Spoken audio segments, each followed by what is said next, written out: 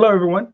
This is JD Calderon, and this is Indy Comics Explained. And yet, again, I brought on another fantastic guest tonight, another indie creator. So please hit like, hit subscribe, share out the video, let everybody know we're here. And listen, just recently, a friend of the channel just passed away, Meredith Logren.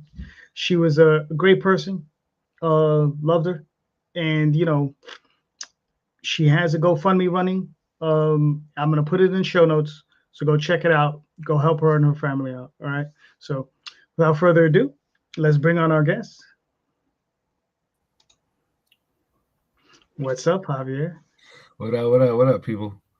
So Javier, real quick, introduce yourself. So my name is Javier Cruz Winnik. I am the author and the illustrator of the A Reason to Smile series. I started this art thing a long time ago, like most artists, and finally started doing my own thing. About 2014, I self-published my A Reason to Smile first book, and since then I've just not stopped. I've got 3 books in my catalog. I'm working on a 4th story that's already ready to print. It's on Kickstarter right now. All 3 of the other books were funded on Kickstarter, and I'm trying to get this one funded on Kickstarter too. Nice. Okay, cool. All right, so all right, here's one of my favorite questions. I ask it to everybody, right? Sure. So now, there was little Javier at one time, right? Oh yeah. And he's still here. Oh yeah, no, I got you. He's still here. Hold on, let me put this up real quick. This is from Nita. She says, "Thank you so much, JD. She loved you guys. Yes, we all loved her, and we definitely miss her." But there was little Javier, right? Little Javier, not necessarily your first comic book, but what was the comic book that inspired you to make comic books? So I started getting into wanting to make comics as I was starting to read comics. Mm-hmm. So like I always wanted to do Spider-Man or Batman, not Batman, I'm bugging. Spider-Man or X-Men. And then as I grew older, I just wanted to make comics. And what ended up making me want to make A Reason to Smile, I feel like reading Bone, reading the Anybodies, the Nobodies, and the Somebodies, seeing the take on Alice in Wonderland called The Looking Glass Wars, and seeing how the kids that I was teaching were gravitating towards those stories. It made me feel like I wanted to make something that kids would want to gravitate to, that could have a Puerto Rican star as the main character. Nice. Okay, cool. Lo Borinqueño, I get it. Families from the island, so I know exactly what you mean. I've been in my own work with the Oswald Chronicles. It's funny, like you start this stuff, and I'm working with a little mouse, right? That's what I do. I have a magical mouse. That's what he does. But then I started working in Spanish into the story. You know what I mean? So it's like he casts spells, and sometimes the words will be in Spanish. And then you'll have elves and stuff with like Spanish names. So trying to work it in. Eventually, A Reason to Smile will be in Spanish also. One of the reasons why I wanted to make sure that she was the main character who was going to be Puerto Rican was because I felt like it was going to be a great way for me to be able to get back into my own roots. My parents were very Americanized, especially with their upbringing of me and my sister. So I didn't learn a lot about the island, about the culture until I was older. So I felt like the book was a great catalyst to help me learn more about who we are, especially since the American, public school system doesn't teach it. No. So I've actually learned a great deal about who we are, where we come from, a lot of our motivations of our ancestors and where they came from. And, it's a whole lot that I've been able to pick up and bring to light. So I'm going to be doing that in the books eventually too. It's just a matter of being able to pay my bills and then, create the stories. I got you, brother. I got you. So when did you go to school for it at some point? So when I started realizing that I wanted to be an artist, I was just trying to be involved in as many art programs and, activities as I could. And I ended up going to boarding school because of the Boys Club of New York. And sadly, there wasn't enough research done about that school because they were on their way out. They're already ready to close. So like if they didn't have an art teacher, we didn't have art that year. They didn't actively research or recruit. So the couple of years I actually missed art classes. After 7th grade. So by the time my freshman year of high school started, I was like, I need to go to summer school. I need art. So what kid gives up their summer to go to school? You know what I mean? Like I did that 2 summers. Right. What was it, 94 and 95? And luckily I was at the Choate Rosemary Hall School, which is in Connecticut. It's the same school that John F. Kennedy graduated from. So I was lucky enough to be able to get to that school because of the Boys Club of New York again. The school was their standards were so high that I was only able to get a B in art throughout that summer. Wow. So I always got A's, and then the school was like, nah, that's pretty good, but you could do better. It's like, okay. Yeah, listen, they gave you a reason to strive, right?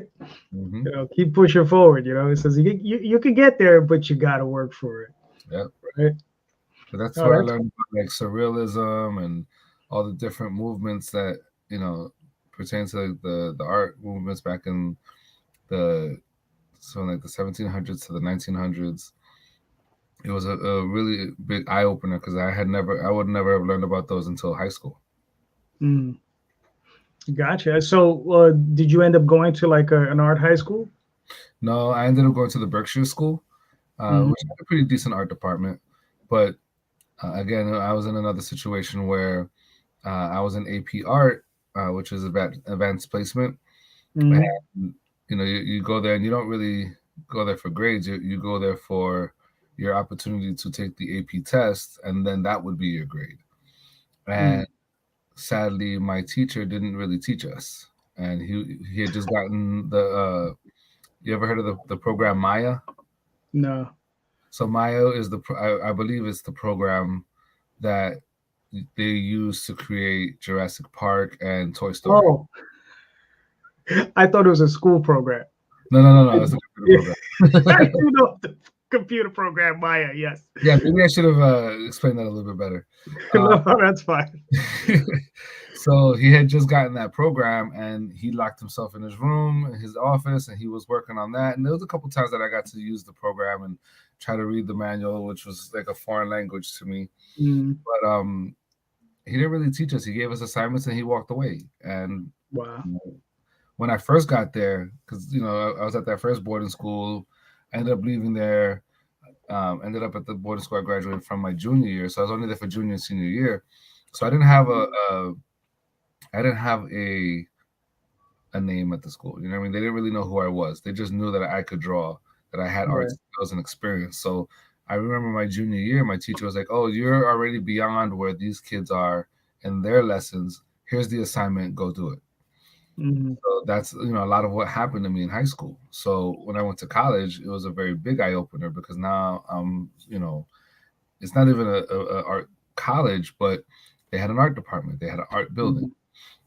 The head of the art department was our foundations teacher, so he was very strict. He was very tough on us. I ended up getting I don't even know if I got a C or a D because I had never really encountered the foundations of art before. Right. Essentially seeing what was going on with the Renaissance and then going on with the new movements with Cubism and abstractism and surrealism and all that, the isms. I just knew that this is what these artists did. I didn't know how or why it worked or why they did it. So then I'm in this foundations class and learning about dynamic lines and color theory and scale and how it informs the viewer's eye and all these kind of things that I had never had a vocabulary for, never any exposure to, and I didn't do well, but I learned a lot. And then my sophomore year I ended up getting a big award that only upperclassmen got, but I got an award, and then the art department expected me to produce that level of work the whole time. So my art career of learning and academically it's just marred with crazy up and downs, and I feel like I didn't start learning to be who I am now until like deviant art and be able to talk to actual professionals who would share themselves with us, and tell us how they did the things and what they thought was working and what didn't work and all those kind of things. Because teachers, they have their biases. So talk about those biases. When you told them, I want to do comics, how did they react? So my school, is a good question, because my school was a liberal arts college, but the professor was all about fine arts. Commercial arts, that was garbage. That wasn't it didn't have enough meaning to it. So if you do something, there's got to be a meaning to it. Right. So like there was a point where, so I got that award as a sophomore when only upperclassmen got it. My junior year, I get best in show for a painting that I did. Mind you, these gallery showings that we're doing are judged by outside judges, not by the department. So whatever biases they have towards me can't factor in, because now these people don't know me. So they just see the artwork. They just judge it based on the art. So I got the sophomore award, the junior award, and now I'm still at odds with my department because they want me to do things their way. I'm trying to do things. I'm trying to be my own artist. So I have to like mix in what they're teaching me with what I want to do, and try to find that balance. And then my senior year, I'm like, I'm doing an independent study. I need to do something different, because what I'm doing here is not informing what I want to do for my career. Right. I don't want to do portraiture. I don't want to do landscapes. I don't want to do, the fine arts thing. Because the way they framed, the way they framed fine arts was very, with whatever life they brought into it, it still felt lifeless to me. It didn't feel like, I could come back to the Lower East Side and then represent the Lower East Side in art, and then have a story to that, and then make that be something, meaningful. I was just thinking about comics at the time, and they were just trying to fill us with, art. Like when I was in art history, it was all about memorizing what artist did what. Jesus. Yeah, and it was like there's some information about like how and why. Like he broke down about how, a lot of paintings of still lifes with food and stuff like that, they had like deeper meanings behind it that were very perverse, or that were very left field. And that was great to understand that they had those underpinnings of different ideas. But it was like, how does that apply to me? How does that apply to us as artists? How do we then implement that? Like as a kid, as a young adult, as an older teenager, I don't understand that. You got to break that down for me. So like now I could break it all down. I could teach that class now, and help build artists to become who they want to be or who they need to be. But that wasn't done for me. I felt like I was talked to rather than talked with. Go ahead. So the independent study, I decided to try to do comics, and it was all about trying to they was like, oh well, we don't know how to teach you that. And I was like, well, I still want to be. I told them like about Alex Ross, because Alex Ross was a painter. He was bringing the fine arts into the comic book world, and I was like, I can do things like this, or I can, I gave them names that they could have researched and like, okay, well, this is what you want to do, or this is how you can go about doing that. That happened. So it was just a fight until I did a self-portrait one time, and they're like, what were you doing when you did that self-portrait? And I said, I was just drawing. I was frustrated. They were like, well, tap into that and do it again. You're going to do a self-portrait every day for the rest of the semester. I was like, are you serious? So I ended up getting 3 pieces in my senior art show, because that's all they deemed worthy, because my hair was like this. Sometimes I would draw the piece, and they're like, why is your hair in there like that? Why does it take up so much space in the composition? I'm like, because my hair is big and the paper is big, and I needed to feel it somehow. Right. But because it didn't have a profound meaning, it wasn't worthy enough of being in the show. Right. You know what I mean? Jesus. Yeah. That's crazy. So, I mean, let me ask you. So, I I don't know if you ever read this book. I'm pretty sure you have. But at what point did you run across How to Draw the Marvel Way? Oh my God, that. Oh, I love that book.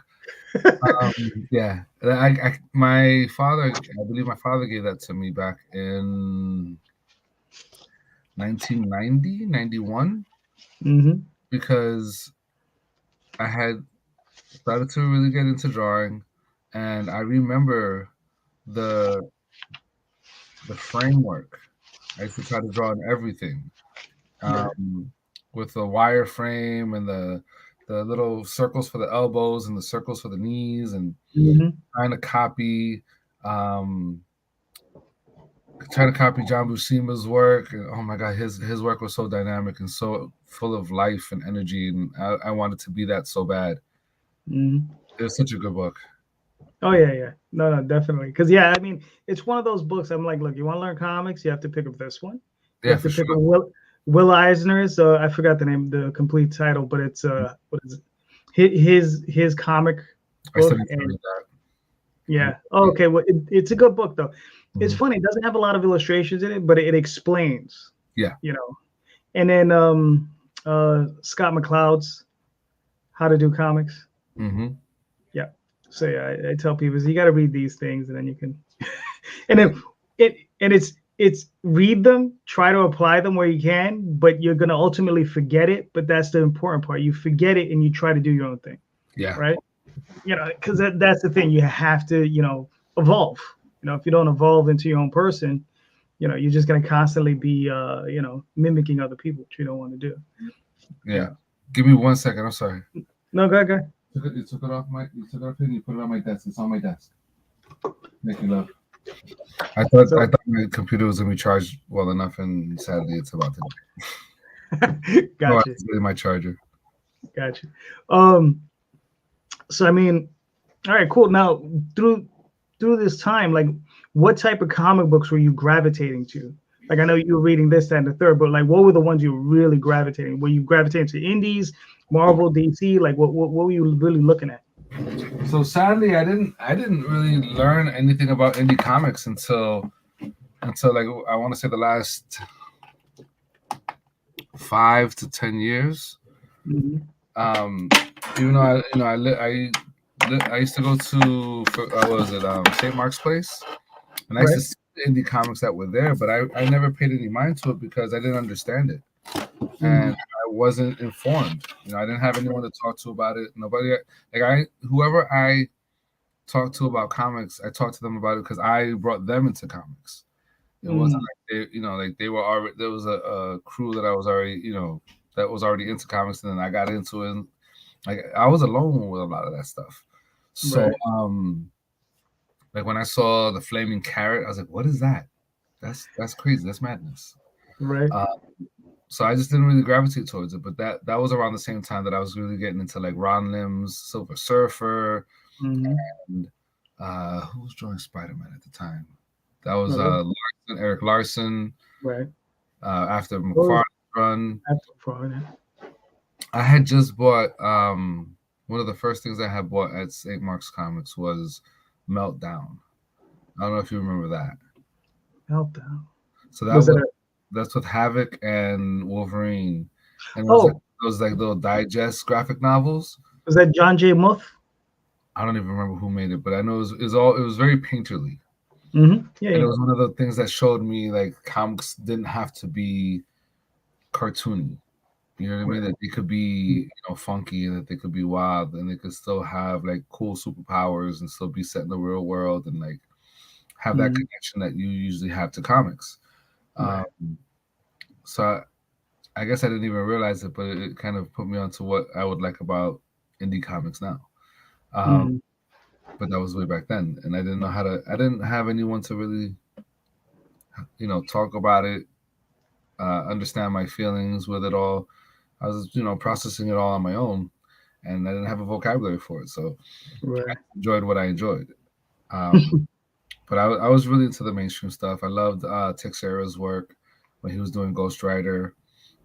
When the I was also like buying a lot of back issues because I really wanted to learn about the characters and where they came from and what their origins were. Back in the early 90s, the origin story was a huge deal. The first appearance, huge deal. So it was still not too far removed from a lot of characters' first appearances that it was like, okay, well, you can buy the issue, you can buy Wolverine's #1, and even though it was expensive because it was a really popular book, it wasn't that long ago. Mm-hmm. And you can still find it because the stores wanted to boast that they had those books. But like, yeah, I all those mainstream books. Marvel Comics Presents was one of my favorites. Mm-hmm. I love how they used to have those little, anthology stories. I wish they did that again. I would probably buy that book over every other book. With which one? Like a Marvel Comics Presents type of Mm-hmm. book where you have like the Right. main, the mainstream popular character in like a 12-page story, and then on the back you have, some obscure character or somebody that hasn't had enough shine that you're going to give a new writer a chance to write or a new artist a chance to draw. Like that would be crazy cool to see that in Marvel Comics again. Were you checking out? Was it Sam Keith when he was working on it? I mean, that's what I think. That's what drove me to Marvel Comics Presents was Sam Keith's work. Like seeing his Wolverine was beyond anything I had ever seen, except for that Meltdown stuff. I think he was probably inspired by Meltdown. Mm-hmm. His work was very similar. Now that I think about it, but that's what that Wolverine with the hair and he looked like the antennas. Yeah, yeah, yeah. the wild hair. Yeah. I think that was John J. Muth. I'm not really sure. So all right, that's cool. So I mean, it's funny. Like, I'm from New York. You're from New York. We've seen. I know I've seen you at shows, right? We've walked by each other. Right at the shows. I'm surprised. Did you ever? Because my wife, she's an artist, and she went to art and design. Okay. Right. I was just curious. Why didn't you go to art and design? All right. So that's another story. I live and I grew up in the Lower East Side. Mm-hmm. So I don't know if you know the reputation that the Lower East Side had back in the 80s and 90s. Right. But it was there was a lot going on, from beautiful rich culture, music and food and everything, to the worst of it all with the drugs and the violence and the gangs and all that kind of stuff. Yeah. So when my mother was able to get me a scholarship to a boarding school, she was like, "You're out of here. Right. You're out. You are not staying here. I'm not going to have you in this neighborhood no more. Go and learn and have a better life." So I would come back on vacations and stuff, and I would go back and be gone for a month or two, then come back for a week or two, stuff like that. And I wanted to go to art and design. I wanted to go to LaGuardia. I actually went to LaGuardia, and he was one of my inspirations as a visual artist. So I always thought that would be the best place for me. And I remember my mother. I was sitting down at the dinner table doing my homework, and she throws this book, boom, about that thick. Look in that book and find the high school you want to go to. Only look for the best high school. You're not looking for no other schools. If it's not the best high school, you're not going there. And this is when I was in 7th grade. 7th grade, I was at junior high school 56, which is down the block from me now. And this is before boarding school, and she was already getting me prepared. So I found out about LaGuardia. I found out about art and design. I was like, these are the schools I want to go to. Right. Come to find out, LaGuardia was one of the top 4 schools in the state. It was an art school, and I was like, yeah, I want to go there. So now fast forward to me being in boarding school and telling my mother, I want to go to LaGuardia. She's like, no, you're not coming back to this violence. You're not coming back to these drugs. You're not coming back to this neighborhood if you don't have to. Right. So I wasn't allowed to be in New York for high school. So that also is the reason why I didn't come to college in New York. Why I didn't go to School of Visual Arts. Right. I wanted to go there too. But then I realized she didn't let me go to school in the city. She's not going to let me go to college in the city. And then I was thinking about like Cal Arts or an art school across the country, but I ended up dislocating my shoulder while I was at Berkshire. She drove up because in my sleep, they ended up bringing me to the infirmary, and then when I wake up, my mother's standing over me. Like, Mom, what are you doing? What are you doing here? So it's like a 2-hour drive. She's like, I saw that, I heard that you were hurt. I had to come and check on you. I said, Mom, Mhm. go back home. I'm okay. But I figured, California had, earthquakes and crazy, natural disaster Mhm. type stuff happening. So I was like, if I go out to California, what's she going to do if something happens out there? Right. So, it stopped me from going to school out in California. Damn. All right. So, I mean, going through that education, like, how do you feel it affected? Like, how is that affecting your work now? So it's less affecting my work now, and it's more about how I see things going with my daughter. Hmm. I have a 5-year-old, and to see what is going to guide her towards what she wants to do as a profession, I have to take into account the things that I missed out on, that I'm going to make Hmm. sure that she doesn't miss out on. So Right. she'll never be able to say, I wish I was able to do that, because that would Hmm. have changed my life. Or that would have been like, I wanted to go to 5-star basketball camp, and Hmm. nobody could afford it. My mother couldn't afford it. My father couldn't afford it. So I never went to 5-star, and Hmm. that would have absolutely changed my life, because I Right. was really heavy into basketball, and Hmm. going to 5-star. Everybody I knew that went to 5-star came back 3 times better than they were. Wow. It was Okay. like your whole perspective on the game, your whole understanding of how to play, and your physiology is different, because they put you through the ropes.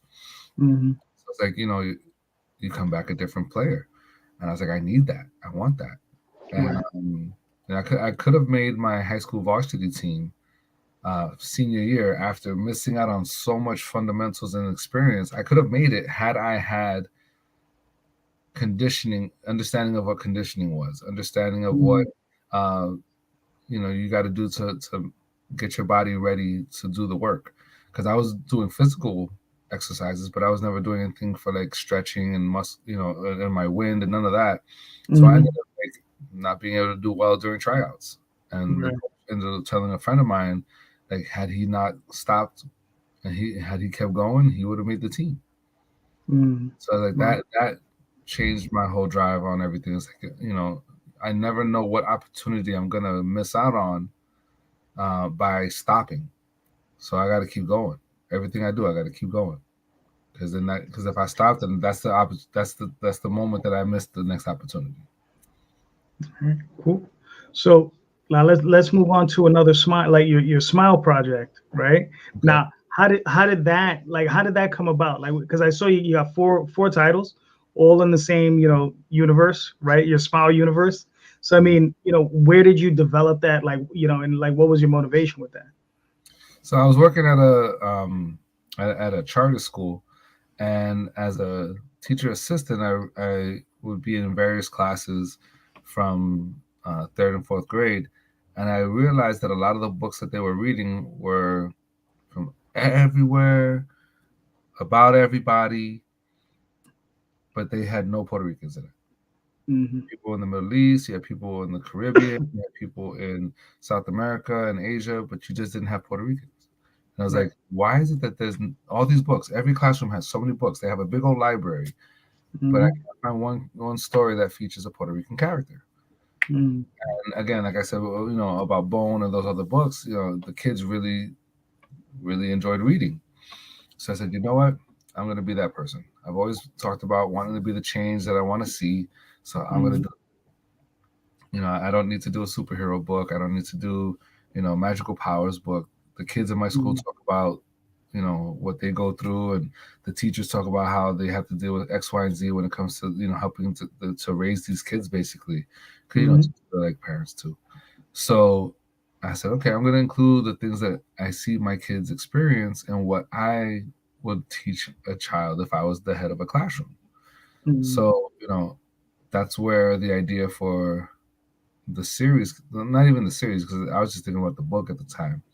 But that's Right. where the idea for the book came out, and then there was a couple of really cool kids at the school, and they kind of had some uh, ways about them that I liked, about how they didn't just hang out with their own friends. They had like friends of various groups and stuff like that. And my godson, he's an advocate for like people treating each other well, and he's actually stood up to bullies for other kids, and just the world around me. I've seen so many positive and beautiful things. So I was like, I want to include that in these stories. Nobody needs to get punched in the face. Nobody needs to have a magical amulet to be special. We all have something in us that makes us special. You have this show. You've been doing this for however long you've been doing it for. I couldn't do it. That makes you special. That makes you different. You know what I mean? Everybody has their thing about them, and I'm sure you have more about you too. But I mean, that's at least the first thing that you could talk about, right? Right. Everybody has their thing, so I want to be able to bring that to the spotlight and let people see that you have something special in you, and we can all focus on that. Nice. Right. That is a wonderful sentiment. Now, like, we'll go a little bit into process. So when you break down these stories, right, and you're in that milieu, that headspace you got to be in to write. Right now, are you there are two types of writers, right? They're pantsers and they're plotters. Okay. What's the first So one? pantser. All right. So What's all a right, pencil? I'll break it down for you. So a plotter is kind of like a serial killer. You They plot you got every move. you're plotting out every move. You're making a skeleton for yourself for your story, right? And you're Mhm. laying it out, and you got little strings and all that sort of thing. And that's fine. And then there's a pantser. Pantsers, you're flying by the seat of your pants. You're there. You get to Okay. your desk. Oh, I'm a little bit of both. Okay. I'm a little bit of both. I Uh, think you was gonna say a pants, like you pull someone's pants down there. no, no, no, no. By the seat of your pants. You're flying But by the seat. I'm a little bit of both because the way I do my stories is I say, okay, this is the theme that I want to address. This is the theme that I want people to be able to come away with. How do I Mhm. get now? Once I Right. get that theme, then it comes down to, okay, who's going to be the lead of the story? Is it still going to be Louisa? Is it going to be her friends? Are the friends included? Is it just about Louisa? Mhm. Um, by the way, Luisa Brillante is the star of the book. She's a cool girl. Um, but generally, it's about her. Mhm. Where's she going? Who's she encountering? Why is she encountering these people? What's gonna move her from one stage of her story to the next stage? And what is going to be the dilemma? Mhm. One of the things I learned from I went to a Pixar Masters class, Nice. and the thing that ended up changing my whole method of writing is realizing that there's no good story without a problem. Mhm. Problem has to be solved somehow, some way. So that ended up changing how I wrote volume one. And then from Mhm. there, it's like, okay, now that problem is going to be the thing that catapults the character or the story into having its energy. So when I did volume one, a fifth grader walked up, not even a fifth grader, he was probably like third grade, but he was huge, big boy, husky. He walked up to me, he said, "Sir, I really like your stories and your book, but do you do any action?" Mm. He said, "It's like that." And I said, "Wow, this boy." You know how everyone talks about, oh, that's a book for girls because it has a girl in it. That's a book for Mm. boys with a boy in it. That's another thing I try to break. I try to break all those stereotypes. Mm. So for him to come up to me and say that about my book, that's trying to break that stereotype, is like, okay, he's being served, but only but so much. And he's Right. asking for more. I need to feed that. Mhm. So what I try to do is I try to listen to everybody that's like, hey, have you thought about this idea? Or not even that they ask if I've thought about the idea, but more so that, like, I wish I saw these things in a children's book. I wish I saw that in a children's book. And if I hear Mm. that often enough, then I'm like, okay, well then that needs to be in my stories. Mhm. All right, cool. Now, when you're sitting down and you're plotting out and you're writing your stories, like, are you writing out full scripts for yourself, or are you thumbnailing and writing at the same time? Because I know you're an artist writer, so you're doing both at the same time. How are you working that So out? so the way I do it is I do a summary. Do Mm-hmm. like a paragraph summary. All right, this is the story. This is uh, what's gonna happen, or the major plot points that are gonna happen that are gonna lead to the character dealing with their problem and solving it. Then from there, I say, okay, how many pages does this book need to be? Is it going to be a children's book? Is it a graphic novel? Is it a comic? And then from there, I start breaking down the pages. What's going to happen in X amount of pages? And what I've realized is that I set up story arcs or story beats, rather. I set up story beats in the same way that I write rhymes. Because my experience writing stories comes from writing hip hop. I write poetry. And I got into hip hop in like 91, 92, around the same time I got into comics. And Tribe Called Quest was always that group that made me think a lot more and enjoy the music. So I started writing rhymes myself, and 16 bars was the thing that you were supposed to be able to hit for every verse. 16 bars, 4-bar chorus. 16 bars, 4-bar chorus. So I started writing my own. And then I realized as you write those songs, every 4 bars is a piece of the story. Then you transition to the next 4 bars. That's another piece of the story. Then you got another 4 bars that either talks about those 2 or builds you onto the last 4 bars. Then that last 4 bars closes it out. So in my stories, it's like, either 4-page arc or a 4-page part of the story that it transitions, or it's a 8-page part of the story that transitions to the next 8 pages, but it keeps that even rhythm for about 4 beats. So that's how I try to write.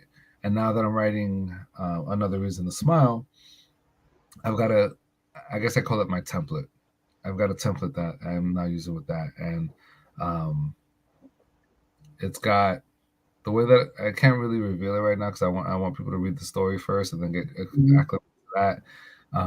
But there's a way that I'm writing how the buildup happens to the reveal, because there's a reveal that I will say that there's a buildup to a reveal, and then what's the word? Not closure, but I guess the way that they deal with that reveal, how they grips with that reveal.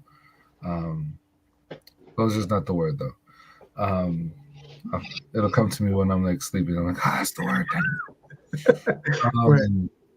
But yeah, that's how I'm trying to write every story, because I feel like it serves my desires also, because I feel like as a writer and as an illustrator, I do this because I enjoy creating. I want you to see it and I want you to love it and I want you to buy it and all that kind of stuff. But at the end of the day, I have to be happy with it.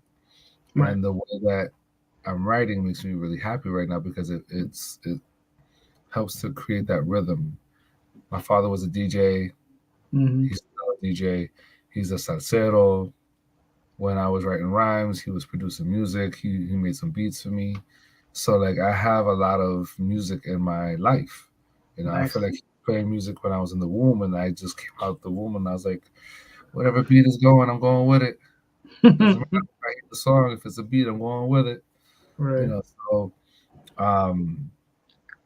it's starting to translate into the way I write my stories. I think it's making me happier as a writer, as a creator, to be able to find that that's how I connect with my creativity. All right. Cool. Nice. Now, just out of curiosity, have you ever tried shopping it around to any of the larger publishers? Because it seems like something that would fit in with like a Random House or Scholastic or something along those lines. I appreciate you saying that. Hopefully somebody out there is listening to us right now as an agent, and we can talk. I've learned a little bit about the process of trying to get all those things started, and I got to get out of my own way, because I feel like I'm going to mess it up, or that I'm going to turn off the wrong person, and I'm going to end up having like, in all these years that I've been waiting to do this, that's all the time that I've been thinking that I'd be out of it because of something I said wrong, or that was misinterpreted, or that it just wasn't good enough. So I was just, defeating myself before I even try. So this summer, after this book is done, I have a novel that I've actually written. It's a Mhm. 30,000 word novel that's based on Louisa and A Reason to Smile and all that. Gotcha. So I I feel like that's gonna come out by the summertime. I'm Mhm. designing some of the characters because I want it to have like like how Judy Blume had her books with, some spot illustrations and then the story and then some, black and white drawings in the story. Like I want to do Mhm. that with this too. Nice. So I have to design the characters that are going to be in it, so that way I'm just not drawing characters arbitrarily. You know what I mean? Mhm. Because I feel Right. like they're going to be making other appearances in later books. So Mhm. I don't want to just draw it, get it done with, and then just throw it out there. I want to have a little bit um, more thought behind it, so that way it feels more natural. Mhm. Once I have those stories and those things solidified, then I feel like I can go to any agent and say, "Look, this is what I've done. Mhm. This is my growth. This is how I've gotten better as an artist. This is how I've gotten better as a writer. I want to be able to create more than just what I've done." And then I Mhm. can, shop that around and see. Because from what I understand, they don't, Random House and all them, they don't want to pick up stories that have already been done. If it's Mhm. been published, they don't want to. They don't want to touch it. Right. I may be wrong, but that's what I've gathered. So Mhm. I have to do something new for them, which is fine. If that's what has to happen, then that's what has to happen. But Well, I just want to create, you know. no, I got you. I mean, but just remember, Bone, Scholastic reprinted Bone. That's true. So you never know. I mean, Jim because Smith, Jim Smith is just cooler than I am. wow, not really, not really. He's an alright guy. But I mean, the thing is, um, I mean, because look, you're doing Kickstarter, you're doing Indiegogo, right? And we know as independent publishers, our reach, we're gonna print maybe 400 books, sell 500 books, right? Maybe through the term you're selling at shows, maybe you'll sell 1,000 books. A place like Scholastic, they're not looking to sell 1,000 books. They're looking to sell 500,000 books. So what Oh you're yeah, doing, it's a small drop. It's a drop of water, in the ocean. So dropping the I don't, yep. so I don't think I think you should go for it, man. Try to find yourself an agent because I mean, they're looking for stuff from different cultures these days. They want to hear those different voices. So I mean, look, man. The worst they could tell you is no, right?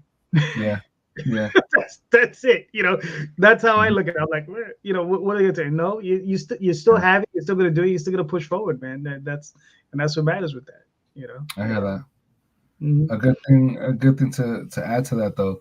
I've sold almost 4,000 copies of the series. Nice. Okay. So like in the years that I've had the books, I've been able to put a good amount of them out into the world, and I'm going to a show in 2 weeks out in California. Mhm. Um, Trying to get back into shows like I was before COVID. Right. Uh, and I do well at the shows. I sell anywhere between like 20 and 100 books, depending on how big the show is. And Right. like the New York Comic Con, I could sell anywhere between 75 and 100 books. At a Mhm. regular show, I could sell anywhere between like 10 books and 25 books. Mhm. So it all runs the gamut. But people want to see something different, and I've Oh got it. yeah. That's it, man. You just gotta just keep putting it out and do something different and just have. It's like you said. You gotta enjoy it. You Mm, know. for sure. I've been self-publishing since '92, Oh right? wow. And I have self-published since '92. I've been publishing ever since then. And I mean, if I didn't enjoy it, believe me, I wouldn't be doing it. Yeah, Because for sure. it is a very expensive hobby. Oh yeah. It's Is a very expensive hobby. I make money, but all of it goes right back into it. So that's right. but yeah, that's just what it is. You know. So actually, let me I'm gonna pull up the campaign real quick just to show everybody.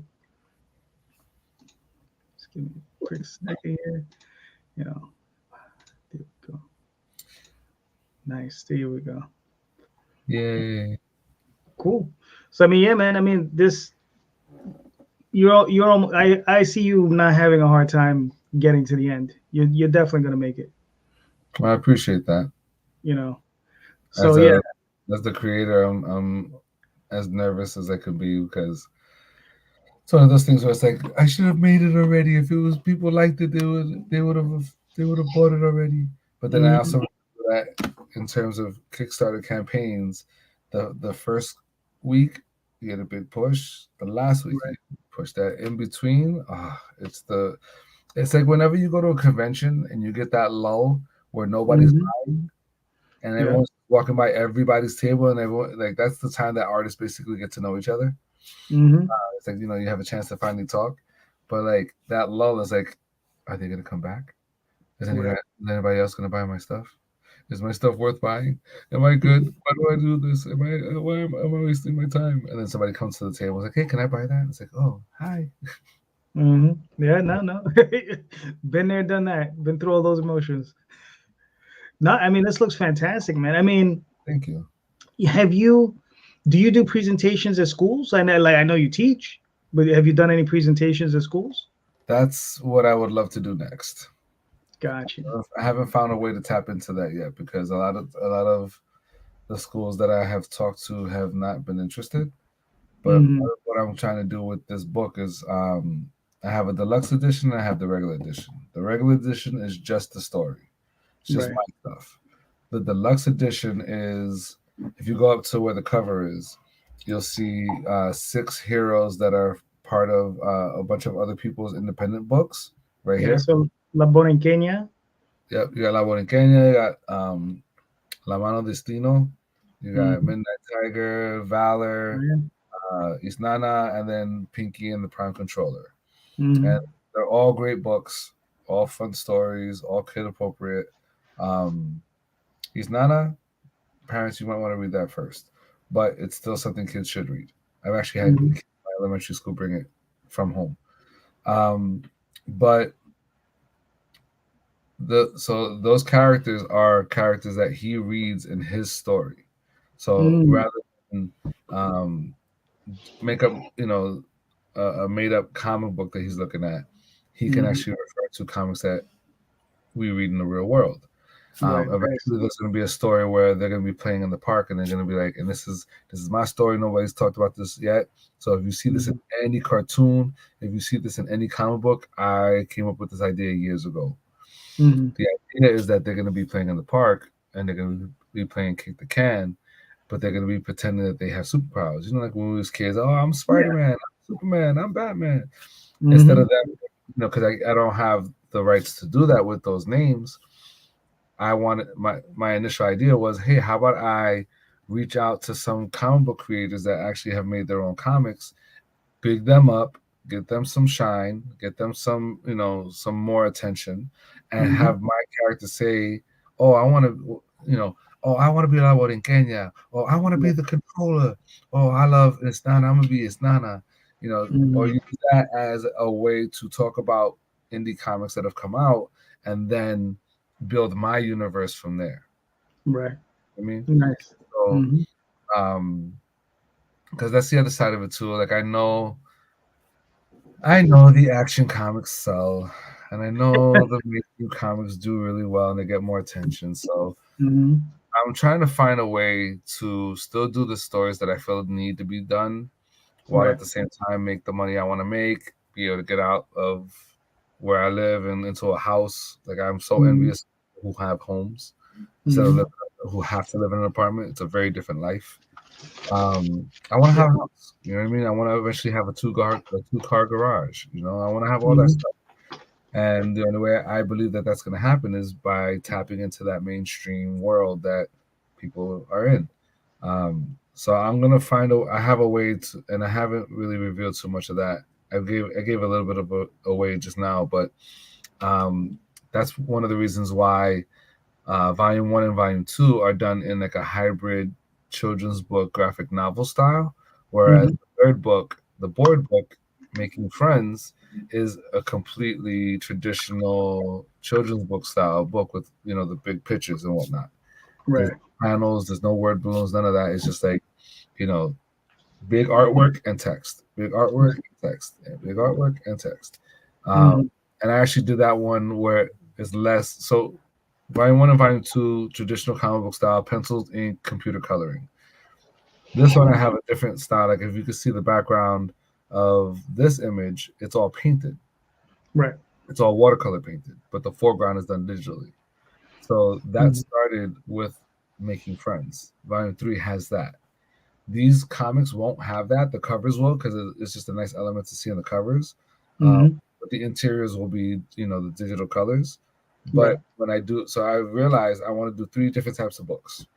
I want to do these type of floppy comic books that we all grew up with that can become collected into trade paperbacks and hardcovers, and still do what I did with Volume 1 and 2, but do it in a more traditional comic book style, so that way it can be in stores a lot easier.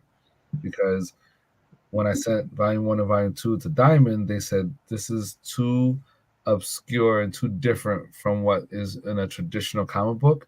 If it doesn't sell, we don't want to eat those costs. So you have it under a publisher for us to then distribute. So I said, I don't want to be told no again. I don't want to present something to you and you tell me no. So this is what you want. You want it more in a traditional comic book format? I'm gonna do it. So that's what another reason to smile is that bridge to start doing that. So when I do the ongoing A Reason to Smile stories that are going to happen eventually, they will be done in traditional comic book format. Then to scratch the itch that I have for being a painterly artist, to doing stuff more fine arts related, that's going to be the children's book stuff. And what I did was I de-aged the kids. They're all 5 years old instead of 10 years old. Like Another Reason to Smile, A Reason to Smile, Volume 1 and 2, they're all 10 years old. And Making Friends, they are 5 years old. They're kindergarten age. So that way I can address things that are happening with our kids in their developmental fundamental stage. So I can do like a ABC book. I can do an activity book. I can do, a how-to that little kids would need. But that would address the older kids. But that would scratch that itch I would need to scratch as an artist. So then when I need to do the really big stuff, the action, the in-your-face stuff, that's A Reason to Smile. And then to continue to practice being a better writer, to write more, that's where the novels come in. That's why I have that 30,000 word novel, because that's where I was able to develop Louisa even more and help figure out how to incorporate her voice into the story, because Volume 1 and Volume 2 are more narratives with a little bit of their voices, but it is a lot of narrative. So I'll have the children's books, I'll have the traditional mainstream comics, and then I'll have the novels. And part of that you can see in this, when you scroll down, you'll see the word balloons there instead of the right there.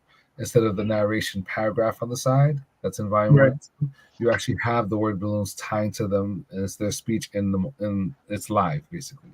I taught myself how to do word balloons. I taught myself to be a letterer. That way I can produce that as well, because at the end of the day, I don't want to give my stuff to somebody else and then get it back and it not be what I wanted it to be. Right. So that's why I just take the full control of it, get it done, and I'm happy with it. You know what I mean? No, definitely.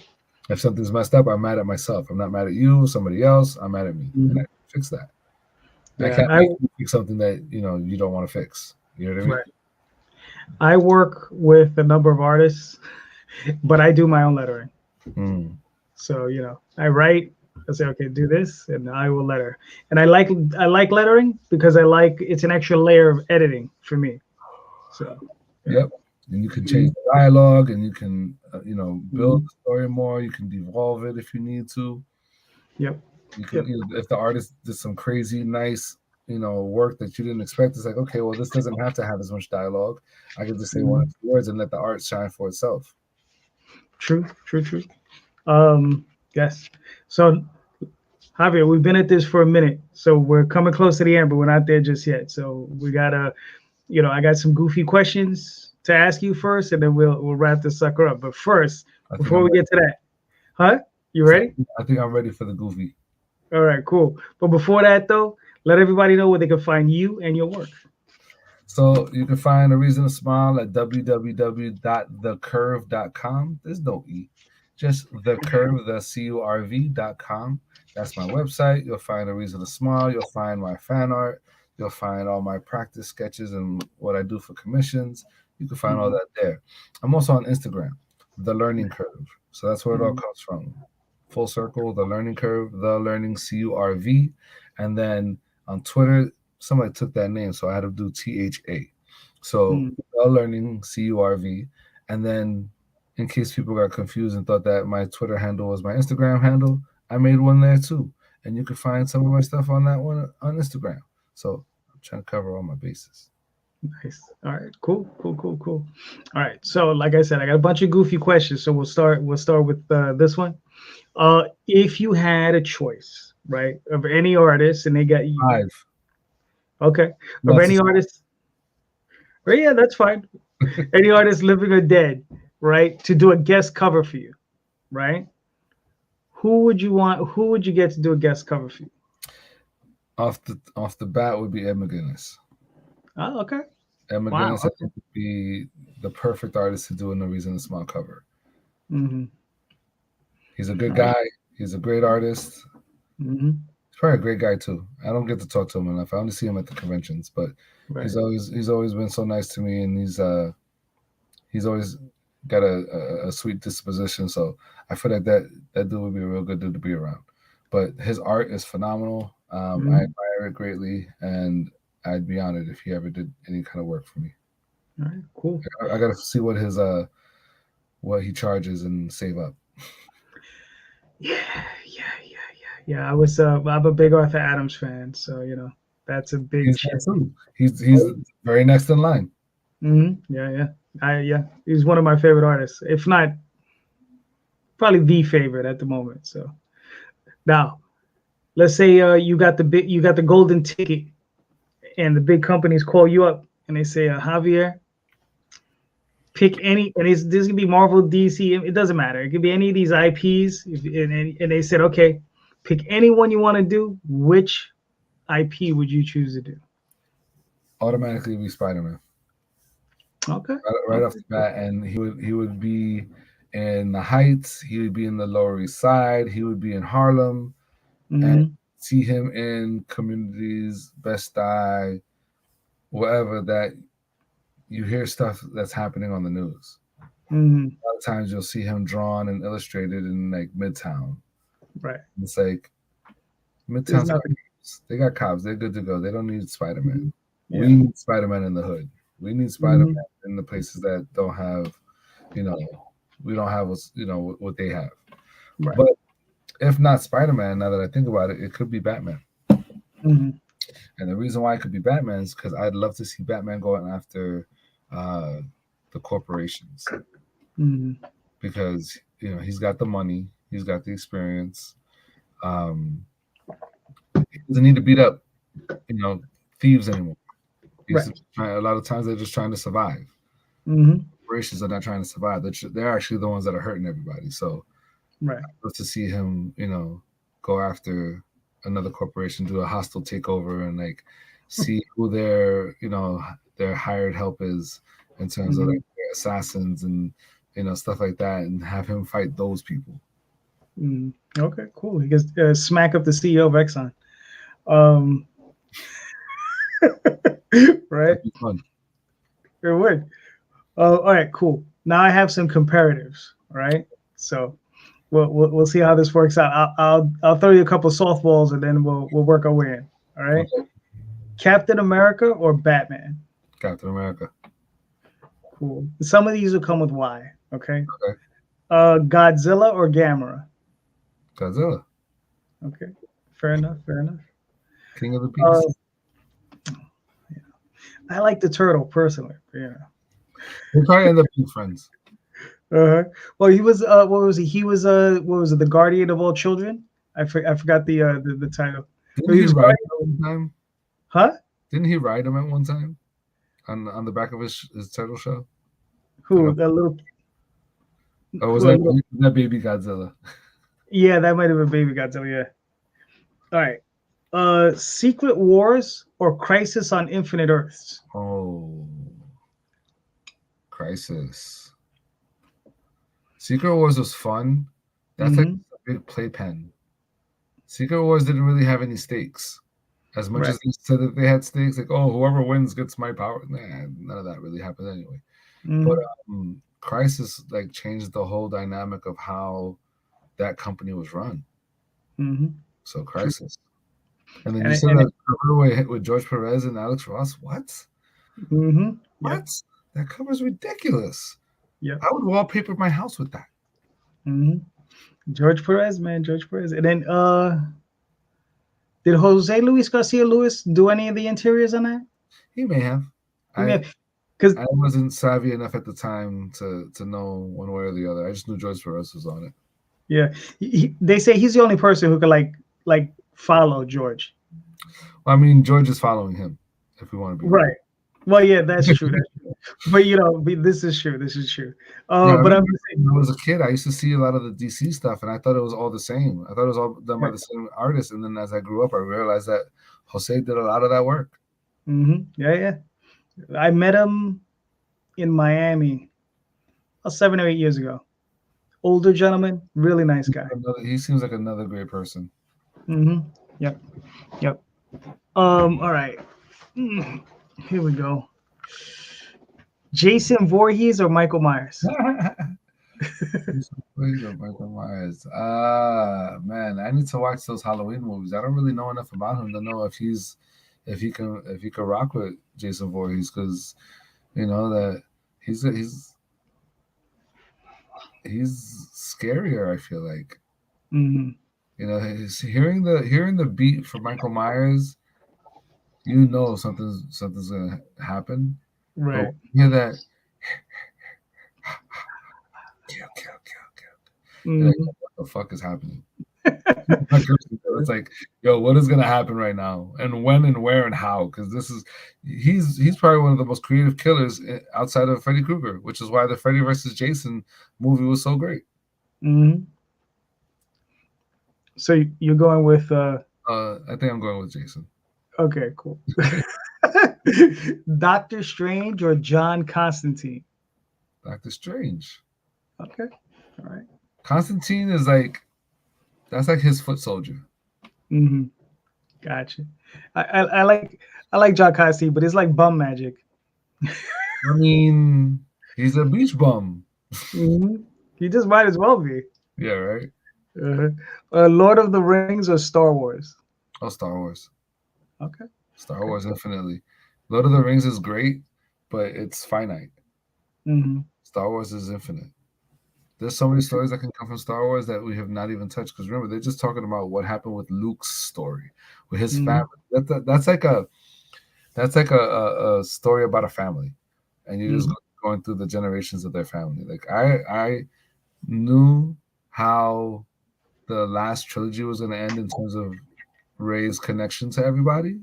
I don't want to spoil it in case you haven't seen it, but you should have seen it already. You should have seen it already. But I had a feeling it was either the connection that was made, or there was another connection, but that was very similar. It had to be. You know what I mean? So it's like those 9 movies are just that. Now they're finally venturing into other people's stories with The Mandalorian and with Book of Boba. We're gonna finally get to see Ahsoka Tano's story outside of her connection to Anakin, and she's gonna get to shine more. So like, we just need more. You know what I mean? We don't even know Yoda's story. We don't know Chewbacca's story. We don't know. Like, we know where. That's what we kind of. You know, we just need more. We just need more. Didn't they do Chewbacca's story in the Christmas special? I haven't seen that in so long, I don't remember. Because there's his wife and his kid. That's funny. Yeah. Akira or Nausicaa? Say the second one again? Nausicaa. That's Warriors of the Wind. Studio Ghibli. Hayao Miyazaki. I don't know that one of Studio Ghibli. I have to find it now. But yeah, Akira. Okay. I mean, the one's name is big enough. Really? Do you have was it HBO Max? Is that what it is? I'll look for it there. It's on there. It's on there. Nausicaa. It was his first movie. Okay. I actually started watching something East Sea. I mean Earth Sea, something Earth Sea. Earthy. Oh, that was by. With the dragon on the cover. It's not that good. It's not Well, good. It was directed by his son. so I started watching. So the school that I work at during the lunch, so that way they can, because kids want to talk all the time, but if you don't have your mask on, it's not safe. Right. So to keep them from feeling in that way, I always put on movies when they're at lunch. Recess, they can talk and hang out, whatever. But lunch, I try to have the movies on. So I've been exposing them to Studio Ghibli. My Neighbor Totoro, Ponyo, Spirited Away. So I was like, okay, Studio Ghibli by and large is great for kids. Yeah. So I put on Earthsea. That's like for like middle school age kids, because they were talking about there's a point where they talk about how this girl can be like, they're capturing this girl. It's like, oh, you're a fighter, you'd be good for a different profession. And then there's another part where this guy turns the corner and sees this big-eyed kid, and he grabs him and brings him into the alley. He's like, hey, do you want some of these beans? They're great. Trying to find out it's heroin, basically. And like you see, like 2 minutes later, the guy that was protecting him was like, yo, you don't want that, because look at those guys over there. They're off of that bean. They're on those beans, and they lose their souls, basically. And it's like, oh, this is heroin shit. Right.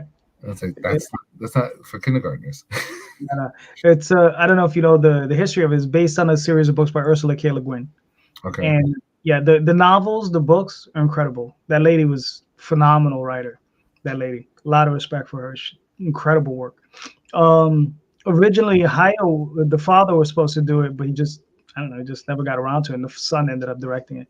And his son is not his father, unfortunately. Right. You know what I mean? It's just like that.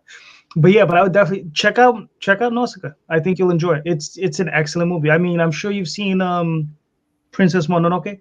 That's one of my favorites. Yeah, exactly. Yeah. I think you definitely like the movie. I think you'll definitely enjoy it.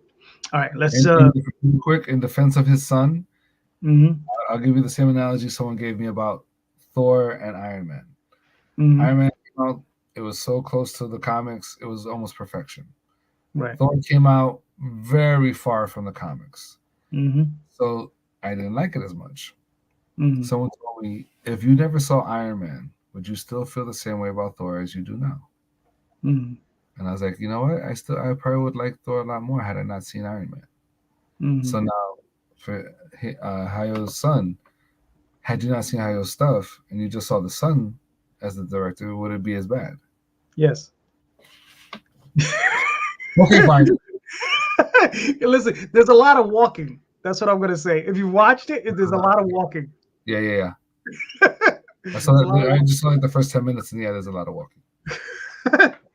I mean, it's been a while since I've seen the movie, and I remember it was a lot of walking, and I was like, it left an impact on you. Oh, it did. It definitely did. All right. The Avengers or Justice League? It depends on which day of the week. Are you talking about movies or comics? It's up to you. Movies, Avengers. Comics depends on the creative team. I'll tell you, I've actually been buying Avengers since they started that new team. I think Jason Aaron was writing it, and then McGinnis was drawing it. I've been collecting those trades. I haven't been collecting anything Justice League. Okay. I feel like Justice League in DC is too inconsistent. Same thing with the movies. Like whoever was running DC Animation ran their comics and ran their movies, I think DC would outshine Marvel immensely, because DC is full of the pantheon. They're the gods. They're the best of the best, the strongest of the strong, and all that kind of stuff.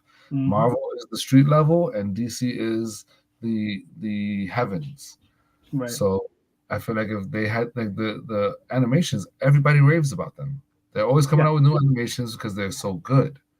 So I feel like whoever was running DC Animation ran the comics, or was like the editor-in-chief of the comics would do a hell of a lot better. And they do well, but they could be doing even better. True. Kirk or Picard? Picard. Okay. Cool. Yeah. All right, cool. Bernie Wrightson or Barry Windsor Smith? Oh, Barry Windsor. Okay. And I think that has to do with similar to like how like people talk about Doctor Who, like who is your first Doctor? That's who you like more than anybody else. Right. I feel like Barry Windsor. I got to see his stuff and know his stuff before Bernie Wrightson. Like I can see Barry Windsor's stuff. I'm like, yo, that's BWS. I'm saying I can't. Bernie Wrightson, like as good as his stuff is, I can confuse his stuff for somebody else. Gotcha. Okay. I think that's the difference. All right, that's fair. That's fair. We've done a few of these, so I'll ask you a couple more, and then we'll wrap it up. Okay. Oh, Stan Lee or Jack Kirby? Kirby. Okay. Automatically. All right. Fair enough. I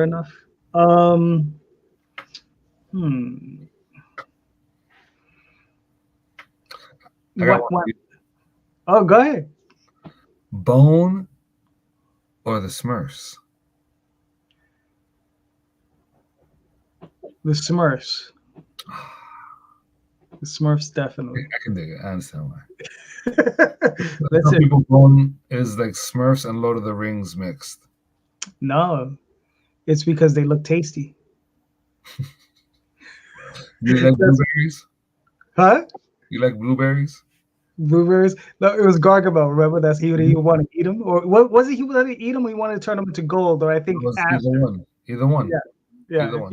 He actually wanted to turn them into gold, and because they were so troublesome and never did what he wanted, he was like, "I'm gonna eat you now." Right. Yeah. You made me mad. I'm not gonna squash you. I'm gonna eat you. Yeah. He was poor too. You ever see his castle? His castle was always broke down. Yeah. He was very a poor wizard. He was a very poor wizard. All right. Well. Yes. Hulk Hogan or Ric Flair? Neither. The Ultimate Warrior. Oh, okay. All right. Fair enough. Listen, I mean, I say Ric Flair because throughout the rest of eternity, wherever there's a sporting event, you're always going to hear woo. All right, Javier, we made it, man. We're at the end. Thank you so much. And please let everybody know where they can find you and your work. One more time. So one more time, you want to go to www.thecurve.com. You want to go to Instagram and find me under The Learning Curve. None of them have an E at the end. Nice. That's for me there. All right, cool. So thank you, Javier. Go check out his book, Another Reason to Smile, on Kickstarter right now. It's in the show notes, so go check it out. I'll talk to you guys later, and I'll see you on Sunday. Have a good night. All right.